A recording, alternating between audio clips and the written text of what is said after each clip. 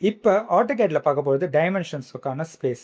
இப்போ இந்த actual shape of the பாடியை வந்து நோட் பண்ணுங்க. டிஃப்ரெண்ட் கைண்ட் ஆஃப் டைமென்ஷன்ஸ் வந்து நம்ம ரேண்டமாக கொடுத்துருக்கோம். இதை ஆர்டராக நம்ம வந்து அரேஞ்ச் பண்ணணும். அரேஞ்ச் பண்ணுறதுக்கு டிம் ஸ்பேஸ்ன்ற கமெண்ட் வந்து நான் டைப் பண்ணுறேன். டைப் பண்ணிட்டு ப்ரைமரியாக ஃபஸ்ட்டு எந்த டைமென்ஷன்ஸை நம்ம பிக் பண்ணுறோம்.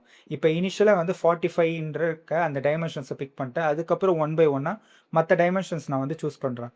செலக்ட் பண்ணிவிட்டு இப்போ வேல்யூ டிஃபால்ட்டான வேல்யூ என்டருக்கு அழுத்திட்டு மறுபடியும் 0ன்னு கொடுத்த பிறகு பார்த்தீங்கன்னா ஆர்டரை நான் ஃபஸ்ட்டு 45 mm எது கொடுக்குறனோ அதை பேஸ் பண்ணிட்டு தான் மற்ற போர்ஷன்ஸ் வந்து அரேஞ்ச் ஆகும். இப்போ சேம் அதே மாதிரி பாட்டம்லையும் டிம் ஸ்பேஸ் எனக்கு செலக்ட் பண்ணியாச்சா 25 ஃபஸ்ட்டு ப்ரைமரியாக பிக் பண்ணியிருக்கேன்.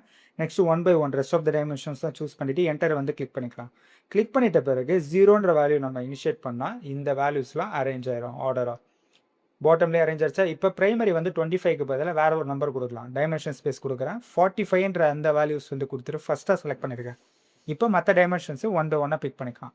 பிக் பண்ணிவிட்டு என்டர் அகைன் 0ன்ற வேல்யூ கொடுத்தீங்கன்னா 45க்கு ஏற்ற மாதிரி நம்மளுக்கு வந்து க்ரியேட் ஆகிருக்கு. ஓகேவா? தேங்க்யூ.